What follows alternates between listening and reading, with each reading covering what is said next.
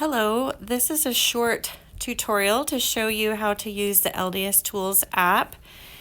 This is a password protected app. When you download it onto your phone, you will be asked to use a numbered code or to set up Face ID if your phone has that ability.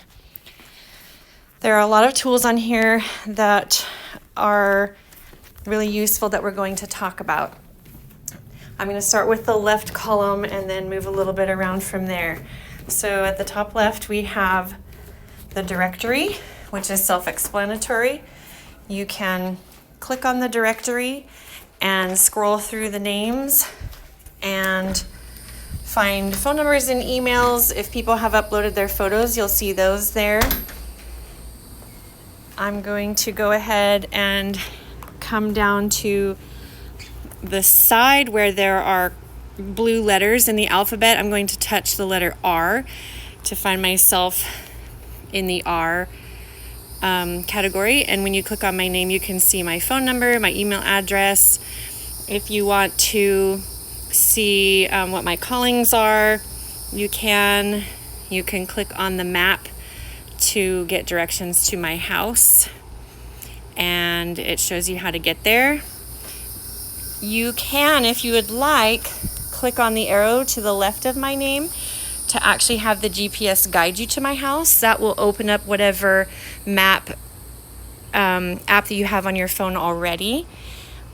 And in order to get back to the tools, you'll have to close that out and go back.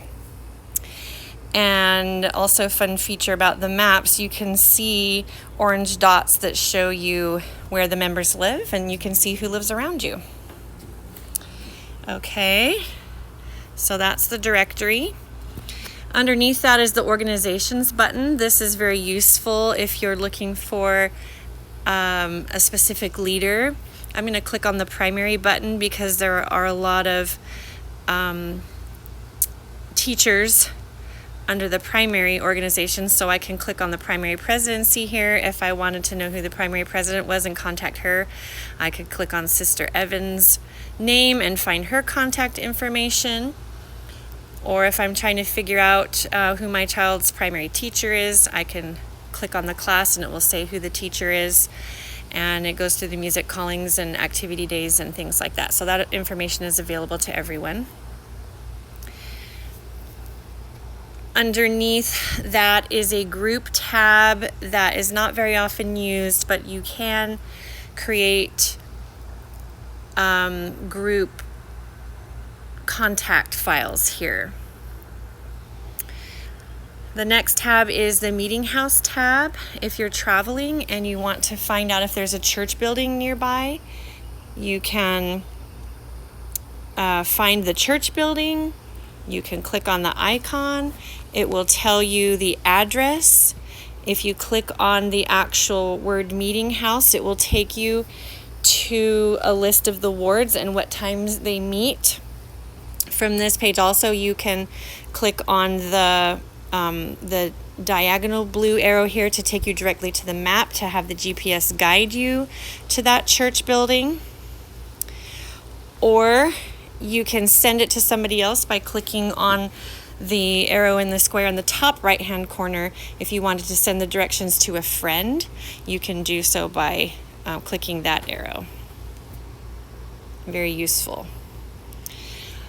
Okay, the next button says Connect Friends with Missionaries. There are a couple of places that you can access the missionaries. If you click Connect Friends with Missionaries, it takes you directly to a referral page where you can have your contact information, and then you can put the name of your friend. You can put language preferences and give a direct message to the missionaries about the needs of this referral. If you move over to the right just a little bit, you can see the missionary tab. This is a list of all of the missionaries that have to do with our ward. We have assigned missionaries that are called proselyting missionaries that are listed here. Below that are the ward missionaries, who are the ward members that are called to assist the proselyting missionaries. And then underneath that, any youth from your own ward that are serving missions in other parts of the world are listed at the bottom. If you want to send them a letter, you can. At the top of this page is another referral button where you can access the same information. So those are two places that you can access the missionary information. There's another button in the bottom right corner that has the exact same symbol that says assigned missionaries, and it gives you the exact same information. Okay. Let's go to the top of the right-hand column. The next important button would be the calendar, where you can access events that are scheduled. Because I'm logged into a teen account right now, nothing is showing, but normally you'll be able to see anything that is coming up. In the top right corner, if you click on the three dots, you can select which calendars you want to see. You can click on all church-wide events to see what is going on in the area. I'm not sure why that won't stay here. Or if you want to just see what is going on in Relief Society, you can choose the color that you want that to be and make sure that that shows up on your calendar feed. Underneath the calendar tab is the temples tab. There are several tabs here that get you access to the temple information. This particular tab is specific to our Raleigh temple, and it has contact information. It also has a place for you to schedule an appointment. It will take you to the web page where you will have to log in with your Lds.org account to set up a time to go to the temple. You can click on the ordinance schedule to see what your options are.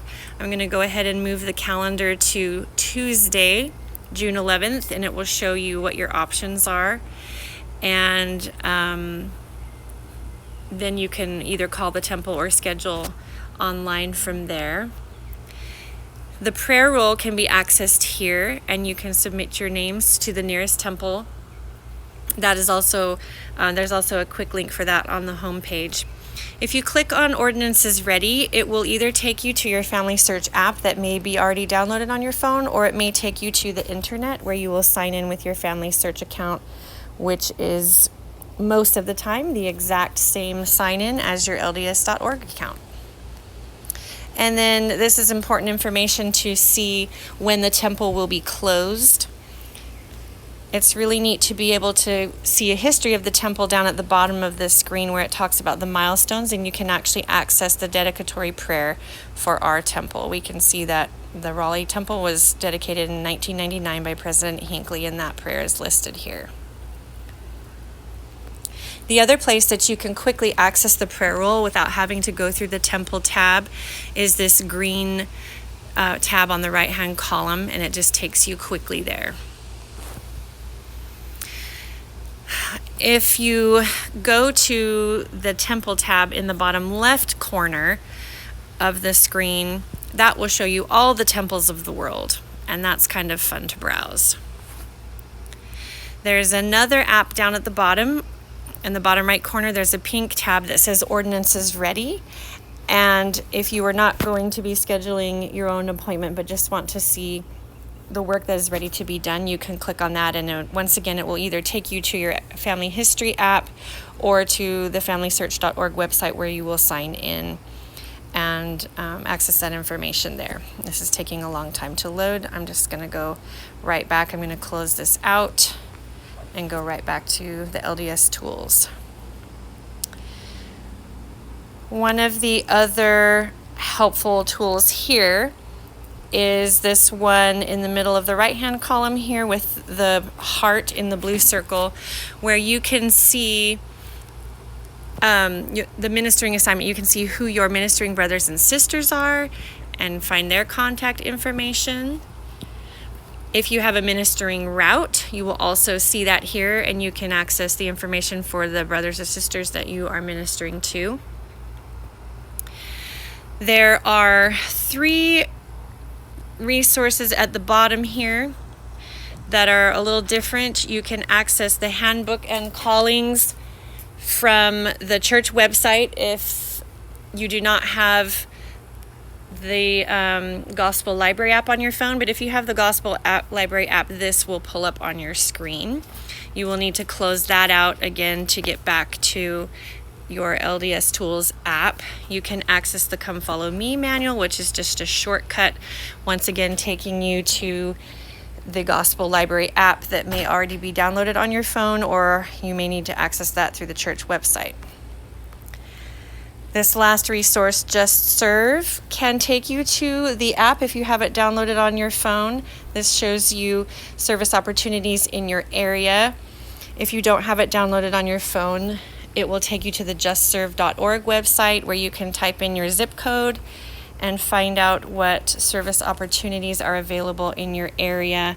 In most places, the church is able to put some of their own projects into this system, and so you might be able to see things that your unit has organized. And then obviously, as you can see here, other things in the community are available here. When you are looking for help with this app, there are 2 tabs. There's a help button with this yellow circle on the right-hand column. There is also directly to the left of that a feedback button where you can give some feedback to help the church improve their technology. And there are always little quirks and things that need to be worked out, so I'm sure they appreciate anytime there's feedback given. One of the last things that is important is the sync button. As information gets updated, as new people move in and out, as callings are changed, as people update their phone numbers and addresses, you'll need to sync your phone or your app to that system. There are 2 things that you can do. If you go to the settings tab in the right-hand column, you will be able to choose to activate the automatic sync, which will sync every time you open the phone. As a side note, in the settings down at the bottom, this is a place where you can activate your Temple Recommend reminder or specify which map program you want to use and to link to your LDS Tools account. If you choose to sync manually for whatever reason, the sync button here in the left column can do that manually for you if you're having troubles there.